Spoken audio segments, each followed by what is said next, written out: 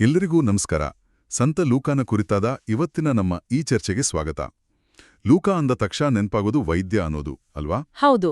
ಆದ್ರೆ ಅದಕ್ಕೂ ಮೀರಿ ಅವನು ಹೊಸ ಒಡಂಬಡಿಕೆಯ ಒಂದು ದೊಡ್ಡ ಭಾಗವೆನ್ನೇ ಬರೆದ ಶುಭ ಸಂದೇಶಕರ್ತ, ಒಬ್ಬ ಚರಿತ್ರಕಾರ ಕೂಡ.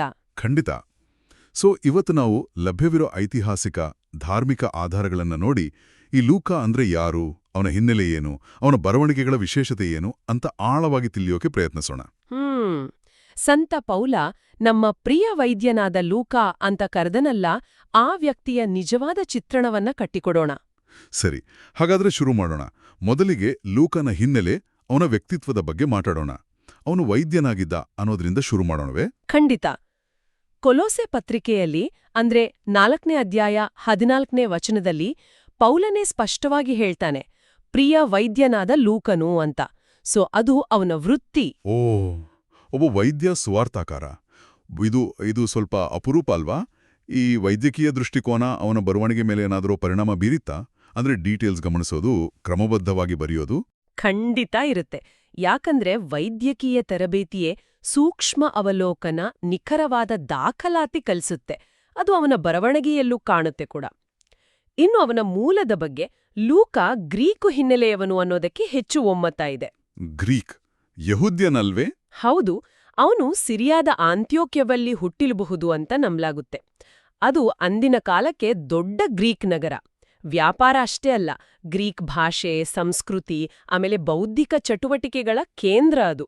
ಮತ್ತೆ ಆರಂಭಿಕ ಕ್ರೈಸ್ತ ಧರ್ಮದ ಪ್ರಮುಖ ಕೇಂದ್ರನೂ ಆಗಿತ್ತು. ಹಾಗಾದ್ರೆ ಲೂಕಾ ಹುಟ್ಟಿನಿಂದ ಕ್ರೈಸ್ತನಾಗಿರ್ಲಿಲ್ಲ ಅನ್ನೋ ಹಾಗಾಯ್ತು. ಹೌದು, ಅದೇ ಪ್ರಬಲವಾದ ನಂಬಿಕೆ. ಅವನು ಅನ್ಯಮತಸ್ಥನಾಗಿ, ಅಂದ್ರೆ ನಾನ್ ಜೂಯಿಷ್ ಹಿನ್ನೆಲೆಯಿಂದ ಬಂದು ಆಮೇಲೆ ಕ್ರೈಸ್ತ ಧರ್ಮಕ್ಕೆ ಮತಾಂತರಗೊಂಡ ಅಂತ. ಅದಕ್ಕೆ ಆಧಾರ ಮುಖ್ಯವಾಗಿ ಕೊಲೊಸ್ಸೆ 4:10-14. ಅಲ್ಲಿ ಪೌಲ ಮೊದಲು ಯಹೂದ್ಯ ಮೂಲದ ಕ್ರೈಸ್ತರನ್ನ ಹೆಸರಿಸಿ ಆಮೇಲೆ ಲೂಕನನ್ನ ಬೇರೆಯಾಗಿ ಹೇಳ್ತಾನೆ. ಇದರಿಂದ ಅವನು ಅನ್ಯಜನ ಹಿನ್ನೆಲೆಯವನು ಅಂತ ಸೂಚನೆ ಸಿಗತ್ತೆ. ಬಹುಶಃ 4 ಸುವಾರ್ತಾಕಾರರಲ್ಲಿ ಯಹೂದ್ಯನಲ್ಲದ ಏಕೈಕ ವ್ಯಕ್ತಿ ಇವನೇ ಇರಬಹುದು. ಹುದಾ, ಅದು ನಿಜಕ್ಕೂ ಗಮನಾರ್ಹವಾದ ಅಂಶ.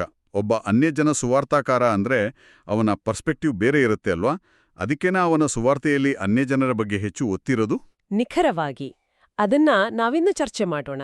ಇನ್ನು ಅವನ ಮತಾಂತರದ ಬಗ್ಗೆಯೊಂದು ಕಥೆಯಿದೆ. ಓ, ಏನು?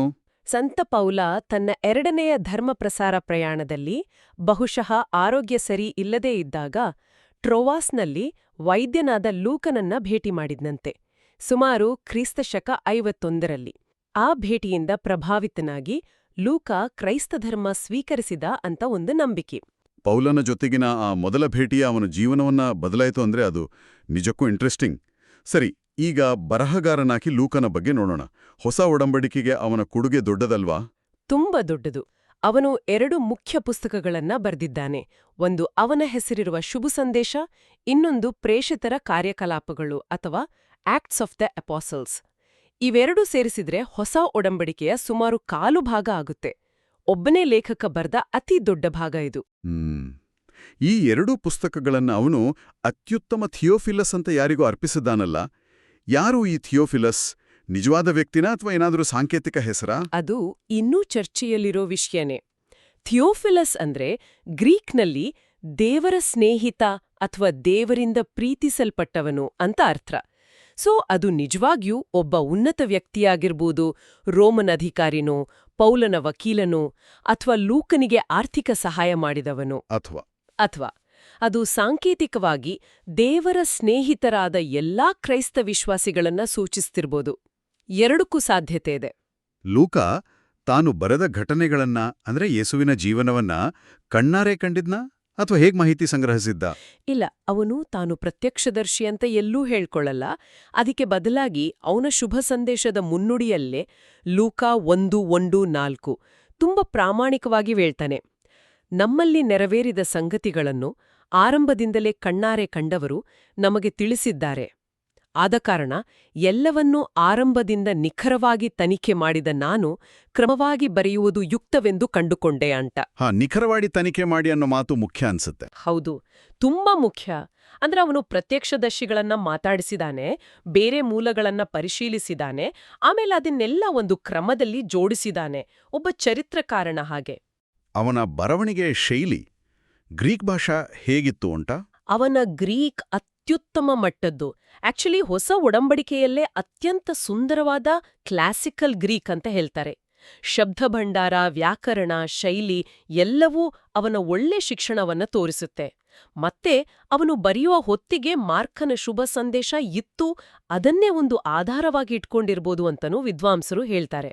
ನೀವು ಮೊದಲೇ ಹೇಳಿದಾಗೆ ಅವನು ಪೌಲನ ಮೂಲಕ ಕ್ರೈಸ್ತನಾಗಿರ್ಬೋದು. ಹಾಗಾದರೆ ಪೌಲನ ಜೊತೆಗಿನ ಅವನ ಸಂಬಂಧ ಎಷ್ಟು ಗಟ್ಟಿಯಾಗಿತ್ತು? ಅದು ಅವನ ಬರವಣಿಗೆ ಮೇಲೆ ಹೇಗೆ ಪ್ರಭಾವ ಬೀರಿತ್ತು? ತುಂಬಾನೇ ನಿಕಟವಾದ ಸಂಬಂಧ. ಲೂಕ ಪೌಲನ ಅತ್ಯಂತ ನಂಬಿಕಸ್ಥ ಒಡನಾಡಿಗಳಲ್ಲಿ ಒಬ್ಬ. ಪ್ರೇಷಿತರ ಕಾರ್ಯಕಲಾಪಗಳು ಪುಸ್ತಕದಲ್ಲಿ ಕೆಲವು ಕಡೆ ಕತೆ ಹೇಳುವಾಗ ಅವ್ರೂ ಅನ್ನೋದ್ರಿಂದ ಸಡನ್ನಾಗೆ ನಾವು ಅಂತ ಬದಲಾಗುತ್ತೆ. ಹೌದು, ಗಮನಿಸಿದ್ದೇನೆ. ಆಕ್ಟ್ಸಲ್ಲಿ 16ನೇ ಅಧ್ಯಾಯದಿಂದ ಶುರುವಾಗತ್ತೆ ಅನ್ಸುತ್ತೆ. ಹೌದು, ಅದನ್ನ ವಿ ಸೆಕ್ಷನ್ಸ್ ಅಂತ ಕರೀತಾರೆ. ಅಂದ್ರೆ ಆ ಘಟನೆಗಳಲ್ಲಿ, ಪೌಲನ ಪ್ರಯಾಣಗಳಲ್ಲಿ ಲೂಕ ತಾನೂ ಇದ್ದೆ ಅಂತ ಅರ್ಥ. ವಿಶೇಷವಾಗಿ ಪೌಲನ 2ನೇ ಮತ್ತು 3ನೇ ಧರ್ಮಪ್ರಸಾರ ಪ್ರಯಾಣಗಳಲ್ಲಿ. ಹಾ, ನಾವು ಅನ್ನೋ ಪದಗಳು ನಿಜವಾಗ್ಲೂ ನಾವೇ ಅಲ್ಲಿ ಇದ್ದೀವೇನೋ ಅನ್ನೋ ಭಾವನೆ ಕೊಡುತ್ತೆ. ಬರೀ ಪ್ರಯಾಣದಲ್ಲಿ ಅಷ್ಟೇನಾ, ಅಥವಾ ಕಷ್ಟದ ಸಮಯದಲ್ಲೂ ಪೌಲನ ಜೊತೆಗಿದ್ದಾನಾ? ಹೌದು, ಖಂಡಿತ. ಪೌಲನನ್ನ ಸಜರಿಯಾದಲ್ಲಿ ಬಂಧನದಲ್ಲಿಟ್ಟಾಗ, ಆಮೇಲೆ ರೋಮ್ನಲ್ಲಿ ಜೈಲಲ್ಲಿದ್ದಾಗ್ಲೂ ಲೂಕ ಅವನ ಜೊತೆಗೆ ಇದ್ದ. ಓ, ಇದು ಸಾಮಾನ್ಯ ಸ್ನೇಹ ಅಲ್ಲ. ಪೌಲನ ಕೊನೆಯ ದಿನಗಳಲ್ಲಿ, ಅಂದ್ರೆ ತುಂಬ ಜನ ಅವನನ್ನ ಬಿಟ್ಹೋಗಿದ್ದಾಗ, ಪೌಲನೇ ತಿಮೋತಿಗೆ ಬರೆದ ಕೊನೆಯ ಪತ್ರದಲ್ಲಿ 2 ತಿಮೋತಿ 4:11 ಲೂಕ ಮಾತ್ರ ನನ್ನ ಜೊತೆ ಇದ್ದಾನೆ ಅಂತ ಹೇಳ್ತಾನೆ. ಇದು ಲೂಕನ ನಿಷ್ಠೆ, ಧೈರ್ಯವನ್ನ ತೋರಿಸುತ್ತೆ. ಪೌಲನ ಪ್ರಭಾವ ಎಷ್ಟಿತ್ತಂದ್ರೆ ಕೆಲವರು ಲೂಕನ ಸುವಾರ್ತೆಯನ್ನ ಸಂತ ಪೌಲರ ಸುವಾರ್ತೆ ಅಂತಾನೆ ಕರೆದ್ರು ಅಂತ ಕೇಳಿದ್ದೇನೆ. ಅದು ನಿಜವೇ? ಹೌದು, ಅದು ನಿಜ. ಸೆಂಟ್ ಜೆರೋಮ್, ಜಾನ್ ಕ್ರಿಸಾಸ್ಟಮ್ ಅವರಂತಹ ಆರಂಭಿಕ ಚರ್ಚ್ ಫಾದರ್ಸ್ ಕೂಡ ಈ ಮಾತನ್ನ ಹೇಳಿದ್ದಾರೆ. ಯಾಕಂದ್ರೆ ಲೂಕನ ಸುವಾರ್ತೆಯಲ್ಲಿ ಪೌಲನ ಬೋಧನೆಗಳ, ಮುಖ್ಯವಾಗಿ ಅನ್ಯಜನರ ಸೇರ್ಪಡೆ, ದೇವರ ಕೃಪೆ, ಈ ವಿಷಯಗಳ ಬಗ್ಗೆ ಇರುವ ಒತ್ತು ಅವರಿಗೆ ಹಾಗೆ ಅನ್ಸಿರಬಹುದು. ಲೂಕ ಪೌಲನ ಸಂದೇಶವನ್ನ ತನ್ನದೇ ರೀತಿಯಲ್ಲಿ ಪ್ರಸ್ತುತಪಡಿಸಿದ್ದಾನೆ ಅಂತ. ಸರಿ, ಹಾಗಾದರೆ ನೇರವಾಗಿ ಲೂಕಾನ ಶುಭ ಸಂದೇಶಕ್ಕೆ ಬರೋಣ. ಬೇರೆ ಸುವಾರ್ತೆಗಳಿಗೆ ಹೋಲಿಸಿದ್ರೆ ಇದರ ಸ್ಪೆಷಾಲಿಟಿ ಏನು? ಯಾವುದು ಇದನ್ನ ಯುನೀಕ್ ಮಾಡುತ್ತೆ? ಹಲವಾರು ವಿಷಯಗಳಿವೆ. ಮೊದಲನೇದಾಗಿ, ಇದು 4 ಸುವಾರ್ತೆಗಳಲ್ಲಿ ಅತೀ ಉದ್ದವಾದದ್ದು ಮತ್ತೆ ಹೆಚ್ಚು ಸಾಹಿತ್ಯಿಕವಾಗಿದೆ. ಎರಡನೇದು, ನಾವು ಆಗಲೇ ಹೇಳಿದ ಹಾಗೆ ಅನ್ಯಜನರ, ಜೆಂಟೈಲ್ಸ್ ಬಗ್ಗೆ ವಿಶೇಷ ಗಮನ. ಯೇಸುವಿನ ಸಂದೇಶ ಯೂನಿವರ್ಸಲ್, ಎಲ್ಲರಿಗೂ ಸೇರಿದ್ದು ಅನ್ನೋದನ್ನ ಲೂಕ ಸ್ಪಷ್ಟವಾಗಿ ಹೇಳ್ತಾನೆ. ಅವನ ಸಾಮಾಜಿಕ ಕಾಳಜಿ ಬಗ್ಗೆ, ಬಡವರು, ತುಳಿತಕ್ಕೊಳಗಾದವರ ಬಗ್ಗೆ ಅವನಿಗೂ ವಿಶೇಷ ಕಾಳಜಿ ಇದ್ದಾಗೆ ಕಾಣಿಸುತ್ತೆ. ಖಂಡಿತವಾಗಿಯೂ ಅದು ಲೂಕನ ಸುವಾರ್ತೆಯ ಒಂದು ಮುಖ್ಯ ಥೀಮ್. ಬಡವರು, ರೋಗಿಗಳು, ಮಹಿಳೆಯರು, ಆ ಕಾಲದಲ್ಲಿ ತಿರಸ್ಕಾರಕ್ಕೆ ಒಳಗಾಗಿದ್ದ ಸಮಾರಿತರು, ಹೀಗೆ ಸಮಾಜದ ಅಂಚಿನಲ್ಲಿದ್ದವರ ಬಗ್ಗೆ ಯೇಸುವಿಗಿದ್ದ ಕರುಣೆಯನ್ನ ಲೂಕ ವಿಶೇಷವಾಗಿ ದಾಖಲಿಸ್ತಾನೆ. ಉದಾಹರಣೆಗೆ ಲಾಜರಸ್ ಮತ್ತೆ ಶ್ರೀಮಂತನ ಕಥೆ, ಲೂಕ 16. ಅದು ಸೋಷಲ್ ಜಸ್ಟಿಸ್ ಬಗ್ಗೆ ದೊಡ್ಡ ಸಂದೇಶ ಕೊಡುತ್ತೆ. ಹಾಗೇನೆ ಮಾತೆ ಮೇರಿಗೆ ಸ್ತುತಿಗೀತೆ, ಮ್ಯಾಗ್ನಿಫಿಕಾಟ್, ಅದ್ರಲ್ಲಿ ದೇವ್ರು ದೀನರನ್ನ ಮೇಲೆತ್ತಿ ಬಲಿಷ್ಠರನ್ನ ಕೆಳಗಿಳಿಸ್ತಾನೆ ಅನ್ನೋ ಮಾತುಗಳು ಬರ್ತವೆ. ಮಹಿಳೆಯರ ಪಾತ್ರವನ್ನು ಅವನು ತುಂಬಾ ಪ್ರಾಮುಖ್ಯತೆಯಿಂದ ಚಿತ್ರಿಸಿದ್ದಾನೆ ಅಲ್ವಾ? ಹೌದು ಹೌದು, ಇದು ಲೂಕನ ಇನ್ನೊಂದು ದೊಡ್ಡ ವಿಶೇಷತೆ. ಬೇರೆ ಸುವಾರ್ತಾಕಾರರಿಗಿಂತ ಹೆಚ್ಚು ವಿವರವಾಗಿ, ಹೆಚ್ಚು ಗೌರವದಿಂದ ಯೇಸುವಿನ ಜೀವನದಲ್ಲಿ, ಸೇವೆಯಲ್ಲಿ ಮಹಿಳೆಯರು ವಹಿಸಿದ ಪಾತ್ರವನ್ನ ನಿರೂಪಿಸ್ತಾನೆ. ಮಾತೆ ಮೇರಿಯ ಪಾತ್ರವಂತೂ ತುಂಬಾ ಮುಖ್ಯವಾಗಿದೆ. ಗಬ್ರಿಯಲ್ ದೂತನ ಸಂದೇಶದಿಂದ ಹಿಡಿದು, ಹೌದು, ಪ್ರಕಟಣೆ, ಎಲಿಜಬೆತ್ಲ ಭೇಟಿ, ಯೇಸುವಿನ ಜನನ, ಬಾಲ್ಯದ ಘಟನೆಗಳು. ಇದರ ಜೊತೆಗೆ ಎಲಿಜಬೆತ್, ಅನ್ನ ಪ್ರವಾದಿನಿ, ನೈನ್ನ ವಿಧವೆ, ಪಾಪಿ ಸ್ತ್ರೀ, ಮಾರ್ಥಾ ಮರಿಯಾ, ಹೀಗೆ ಅನೇಕ ಹೆಣ್ಣುಮಕ್ಕಳ ಕಥೆಗಳಿವೆ. ಇನ್ನು ದೇವರ ಕ್ಷಮೆ, ಕರುಣೆ, ಈ ವಿಷಯಗಳ ಬಗ್ಗೆ. ಕ್ಷಮೆ, ಕಳೆದು ಹೋದವರನ್ನ ಹುಡುಕಿ ಬರುವ ಆತನ ಪ್ರೀತಿ, ಇದನ್ನ ಲೂಕ ಪದೇ ಪದೇ ಒತ್ತಿ ಹೇಳ್ತಾನೆ. ಬೆಸ್ಟ್ ಎಕ್ಸಾಂಪಲ್ ಅಂದ್ರೆ ಆ ದುಂದುಗಾರ ಮಗನ ಸಾಮತಿ, ಲೂಕ 15. ಹೌದು, ಪ್ರಸಿದ್ಧವಾದ ಕಥೆಯದು. ಹೌದು, ಹಾಗೆ ಕಳೆದು ಹೋದ ಕುರಿ, ಕಳೆದು ಹೋದ ನಾಣ್ಯದ ಸಾಮತಿಗಳು ಅದೇ ವಿಷಯವನ್ನ ಹೇಳ್ತವೆ. ಅವನ ಸುವಾರ್ತೆಯಲ್ಲಿ ಮಾತ್ರ ಸಿಗುವ ಘಟನೆಗಳು, ಸಾಮತಿಗಳು ಕೂಡ ಬಹಳಷ್ಟಿವೆ ಅಲ್ವಾ? ಅವುಗಳ ಮಹತ್ವ ಏನು? ಹೌದು, ತುಂಬಾ ಇವೆ. ಅನೇಕ ಮುಖ್ಯ ಘಟನೆಗಳು ಮತ್ತೆ ನಮ್ಗೆಲ್ಲ ಚಿರಪರಿಚಿತವಾದ ಬಹಳಷ್ಟು ಸಾಮತಿಗಳು ಲೂಕನಲ್ಲಿ ಮಾತ್ರ ಇರೋದು. ಘಟನೆಗಳು ಅಂದ್ರೆ ದೇವಮಾತೆಗೆ ಪ್ರಕಟಣೆ, ಅನುನ್ಸಿಯೇಷನ್, ಎಲಿಜಬೆತ್ಲ ಭೇಟಿ, ವಿಸಿಟೇಷನ್, 12ನೇ ವಯಸ್ಸಲ್ಲಿ ಯೇಸು ದೇವಾಲಯದಲ್ಲಿ ಕಾಣಿಸ್ಕೊಳ್ಳೋದು, ನೈನ್ನ ವಿಧವೆಯ ಮಗನಿಗೆ ಜೀವ ಬರೋದು, ಜಕ್ಕಾಯನ ಕಥೆ, ಹೀಗೆ. ಸಾಮತಿಗಳ ವಿಷಯದಲ್ಲೂ ಅಷ್ಟೇ. ಕೆಲವು ತುಂಬ ಫೇಮಸ್ ಕಥೆಗಳನ್ನ ಅವನೇ ನಮಗೆ ಕೊಟ್ಟಿರೋದು. ಖಂಡಿತ. ಅವನ ಅನನ್ಯ ಸಾಮರ್ಥ್ಯಗಳು ಯೇಸುವಿನ ಬೋಧನೆಯ ಆಳ ಮತ್ತೆ ವೈವಿಧ್ಯತೆಯನ್ನ ತೋರಿಸುತ್ತೆ. ಉದಾಹರಣೆಗೆ, ಒಳ್ಳೆಯ ಸಮಾರಿತ ಕಥೆ. ಅದು ಯಾರು ನಮ್ಮ ನೆರೆಯವನು ಅನ್ನೋದನ್ನೇ ಬದಲಾಯಿಸುತ್ತೆ. ಆಮೇಲೆ ಶ್ರೀಮಂತ ಮತ್ತು ಲಾಜರೋಸ್, ಅನ್ಯಾಯದ ನ್ಯಾಯಾಧೀಶ, ಫರೀಸಾಯ ಮತ್ತು ತೆರಿಗೆಯವನು, ಇವೆಲ್ಲವೂ ಲೂಕನ ಕೊಡುಗೆ. ಒಂದು ಅಂದಾಜಿನ ಪ್ರಕಾರ ಸುಮಾರು 6 ಪವಾಡಗಳು ಮತ್ತೆ 15ಕ್ಕೂ ಹೆಚ್ಚು ಸಾಮರ್ಥ್ಯಗಳು ಲೂಕನಲ್ಲಿ ಮಾತ್ರ ಸಿಗ್ತವೆ. ಈ ಕಥೆಗಳ ಇಲ್ಲದೆ ಹೋದ್ರೆ ಯೇಸುವಿನ ಬಗ್ಗೆ ನಮ್ಮ ತಿಳುವಳಿಕೆಯೇ ಅಪೂರ್ಣವಾಗಿರ್ತಿತ್ತು. ವಿಶೇಷವಾಗಿ ಮಾತೆ ಮೇರಿಯ ಬಾಲ್ಯಜೀವನದ ವಿವರಗಳು, ಆ ಪ್ರಕಟಣೆ, ಸ್ತುತಿಗೀತೆ, ದೇವಸ್ಥಾನದಲ್ಲಿ ಯೇಸುವನ್ನು ಒಪ್ಸೋದು, ಇದೆಲ್ಲ ಅವನಿಗೆ ಹೇಗೆ ಗೊತ್ತಾಯ್ತು? ಇದು ಅವನು ಮೇರಿಯಿಂದಲೇ ನೇರವಾಗಿ ಕೇಳಿರ್ಬೋದಾ ಅನ್ನೋ ಯೋಚನೆ ಬರುತ್ತೆ. ಅದು ತುಂಬಾ ಇಂಟ್ರೆಸ್ಟಿಂಗ್ ಆದ ಸಾಧ್ಯತೆ. ಯಾಕಂದ್ರೆ ಆ ಘಟನೆಗಳನ್ನ ಅವನು ನಿರೂಪಿಸುವ ರೀತಿ, ಅದ್ರಲ್ಲಿರುವ ಸೂಕ್ಷ್ಮತೆ, ಭಾವನೆಗಳ ಚಿತ್ರಣ, ಡೀಟೇಲ್ಸ್ ಇದೆಲ್ಲ ನೋಡಿದ್ರೆ ಲೂಕ ಈ ಮಾಹಿತಿಯನ್ನ ತುಂಗ ನಂಬಿಕಸ್ಥ ಮೂಲದಿಂದ, ಬಹುಶಃ ಸ್ವತಃ ಮಾತೆ ಮೇರಿಯಿಂದಲೇ ಅಥವಾ ಅವರಿಗೆ ತುಂಬಾ ಹತ್ರ ಇದ್ದವರಿಂದ ಪಡೆದಿರ್ಬೋದು ಅಂತ ಬಹಳಷ್ಟು ಜನ ನಂಬ್ತಾರೆ. ಬಹುಶಃ ಅವನ ಆ ನಿಖರವಾಗಿ ತನಿಖೆ ಮಾಡಿ ಅನ್ನೋ ಮಾತಿಗೆ ಇದು ಒಂದು ಉದಾಹರಣೆ ಇರಬಹುದೇನೋ? ಹೌದು, ಆಗಿರಬಹುದು. ಸರಿ, ಅವನ ಬರವಣಿಗೆಯ ಆಚೆಗೆ ಅವನ ಪರಂಪರೆ ಬಗ್ಗೆ ಮಾತಾಡೋಣ. ಅವನು ಒಬ್ಬ ಕಲಾವಿದನೂ ಆಗಿದ್ದ ಅನ್ನೋ ಒಂದು ನಂಬಿಕೆ ಇದೆಯಲ್ಲ? ಹೌದು, ಅದು ತುಂಬಾ ಹಳೆಯ ಮತ್ತೆ ಪ್ರಚಲಿತದಲ್ಲಿರೋ ಸಂಪ್ರದಾಯ. ಸಂತ ಲೂಕ ಬರೀ ವೈದ್ಯ, ಬರಹಗಾರ ಅಷ್ಟೇ ಅಲ್ಲ, ಒಬ್ಬ ಪೇಂಟ ಕೂಡ ಆಗಿದ್ದ. ಮಾತೆ ಮೇರಿ ಮತ್ತೆ ಬಾಲ ಯೇಸುವಿನ ಮೊದಲ ಚಿತ್ರವನ್ನ, ಐಕಾನ್, ಅವನೇ ಬರ್ದಿದ್ದು ಅಂತ ನಂಬಲಾಗತ್ತೆ. ಓ, ಅದಕ್ಕೇನಾ ಅವನನ್ನ ಕಲಾವಿದರ ಪಾಲಕ ಸಂತ ಅಂತ ಕರೆಯೋದು? ನಿಖರವಾಗಿ. ಅದಕ್ಕಾಗಿಯೇ ಅವನನ್ನ ಕಲಾವಿದರ ಪಾಲಕ ಸಂತ ಅಂತ ಗೌರವಿಸ್ತಾರೆ. ಅವನ ಕೊನೆಯ ದಿನಗಳ ಬಗ್ಗೆ ಏನು ಮಾಹಿತಿ ಇದೆ? ಸಹಜವಾಗಿ ಮರಣ ಹೊಂದಿದನಾ ಅಥವಾ ಹುತಾತ್ಮನಾದ್ನ? ಅವನ ಸಾವಿನ ಬಗ್ಗೆ ಖಚಿತವಾದ ಐತಿಹಾಸಿಕ ದಾಖಲೆಗಳು ಕಡಿಮೆ. 2 ಮುಖ್ಯ ಸಂಪ್ರದಾಯಗಳಿವೆ. ಒಂದರ ಪ್ರಕಾರ ಪೌಲನ ಮರಣದ ನಂತರ ಲೂಕ ಗ್ರೀಸ್ನಲ್ಲಿ ಬೋಧನೆ ಮಾಡ್ತಾ ಬೊಯೋಟಿಯಾ ಅನ್ನೋ ಸ್ಥಳದಲ್ಲಿ ತನ್ನ 84ನೇ ವಯಸ್ಸಿನಲ್ಲಿ, ಅಂದ್ರೆ ಸುಮಾರು ಕ್ರಿಸ್ತಶಕ 84ರಲ್ಲಿ ವಯಸ್ಸಾಗಿ ಸಹಜವಾಗಿ ತೀರಿಕೊಂಡಂತ. ಇನ್ನೊಂದು ಸಂಪ್ರದಾಯ, ಅದು ಹುತಾತ್ಮನಾದ ಅಂತ ಹೇಳ್ತಾ? ಹೌದು. ಇನ್ನೊಂದು ಹಳೆಯ ಆದ್ರೆ ಅಷ್ಟು ದೃಢೀಕರಿಸದ ಸಂಪ್ರದಾಯದ ಪ್ರಕಾರ ಅವನು ಗ್ರೀಸ್ನಲ್ಲೇ ಧರ್ಮಕ್ಕಾಗಿ ಹಿಂಸೆಗೆ ಒಳಗಾಗಿ ಮರಕ್ಕೆ ನೇಣು ಹಾಕಲ್ಪಟ್ಟು ಹುತಾತ್ಮನಾದ ಅಂತ. ಈ ಎರಡರಲ್ಲಿ ಯಾವುದು ಸತ್ಯಕ್ಕೆ ಹತ್ತಿರ ಇರಬಹುದು? ಹೇಳೋದು ಕಷ್ಟ. ಎರಡೂ ಸಂಪ್ರದಾಯಗಳು ಹಳೆಯವು. ಆದ್ರೆ ಕ್ರಿಸ್ತಶಕ 360ರಲ್ಲಿ ಅವನ ಅವಶೇಷಗಳನ್ನ ಕಾನ್ಸ್ಟಾಂಟಿನೋಪಲ್ಗೆ, ಈಗಿನ ಇಸ್ತಾಂಬುಲ್, ತಂದ್ರು ಅನ್ನೋದು ಮಾತ್ರ ಹಿಸ್ಟಾರಿಕಲಿ ರೆಕಾರ್ಡ್ ಆಗಿದೆ. ಅವನ ಹಿನ್ನೆಲೆ, ಸಂಪ್ರದಾಯಗಳನ್ನ ನೋಡಿದ್ರೆ ಯಾರೆಲ್ಲ ಅವನನ್ನ ತಮ್ಮ ಪಾಲಕ ಸಂತ ಅಂತ ಪರಿಗಣಿಸ್ತಾರೆ?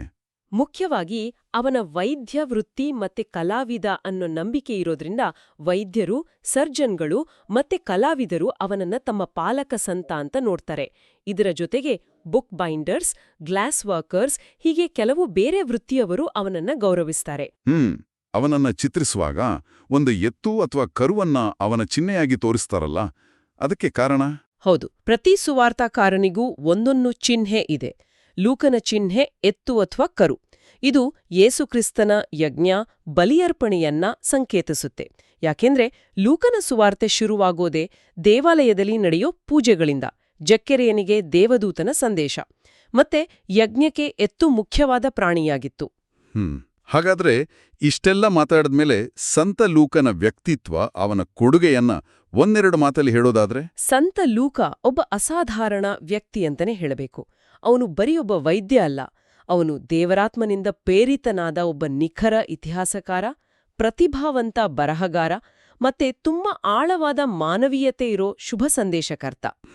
ಸಂತ ಪೌಲನ ನಿಷ್ಠಾವಂತ ಸ್ನೇಹಿತನಾಗಿ ಅವನು ಕ್ರೈಸ್ತ ಧರ್ಮದ ಸಂದೇಶವನ್ನ, ಮುಖ್ಯವಾಗಿ ಯೇಸುವಿನ ಕರುಣೆ, ಕ್ಷಮೆ ಮತ್ತೆ ಸಮಾಜದ ಅಂಚಿನಲ್ಲಿದ್ದವರ ಅಂದ್ರೆ ಬಡವರು, ಮಹಿಳೆಯರು, ಅನ್ಯಜನರ ಮೇಲಿನ ಪ್ರೀತಿಯನ್ನ ಎತ್ತಿ ಹಿಡ್ದ. ಅವನ ಗ್ರೀಕ್ ಹಿನ್ನೆಲೆ, ವೈದ್ಯಕೀಯ ತರಬೇತಿ ಅವನ ಬರವಣಿಗೆಗೆ ಒಂದು ಸ್ಪೆಷಲ್ ಆದ ನಿಖರತೆ ಮತ್ತೆ ವಿಶಾಲವಾದ ದೃಷ್ಟಿಕೋನವನ್ನ ಕೊಟ್ಟು. ಅವನ ಕತೆಯೇ ನಿಜಕ್ಕೂ ಹಲವು ಮುಖಗಳನ್ನ ಹೊಂದಿದೆ, ಸ್ಫೂರ್ತಿ ಕೊಡುವಂಥದ್ದು. ಸರಿ, ಕೊನೆಯದಾಗಿ ನಮ್ಮ ಕೇಳುಗರಿಗೆ ಯೋಚಿಸಲು ಒಂದು ಪ್ರಶ್ನೆಯೊಂದಿಗೆ ಇವತ್ತಿನ ಚರ್ಚೆಯನ್ನ ಮುಗಿಸೋಣವೇ? ಖಂಡಿತ. ಯೇಸುವಿನ ಜೀವನವನ್ನ ನೇರವಾಗಿ ನೋಡದಿದ್ರೂ ಲೂಕ ಮಾಹಿತಿಯನ್ನ ಇಷ್ಟು ನಿಖರವಾಗಿ ಕಲೆಕ್ಟ್ ಮಾಡಿ ಅದನ್ನ ಬರೀ ಘಟನೆಗಳ ಲಿಸ್ಟ್ ಮಾಡದೆ ಇಷ್ಟು ಸುಂದರವಾದ, ಅರ್ಥಪೂರ್ಣವಾದ ಮತ್ತೆ ಶತಮಾನಗಳ ಕಾಲ ಕೋಟ್ಯಾಂತರ ಜನರ ಮೇಲೆ ಇಷ್ಟು ಆಳವಾದ ಪ್ರಭಾವ ಬೀರಿದ ಒಂದು ಕಥನವನ್ನಾಗಿ ಹೇಗೆ ಕಟ್ಟಿಕೊಟ್ಟ?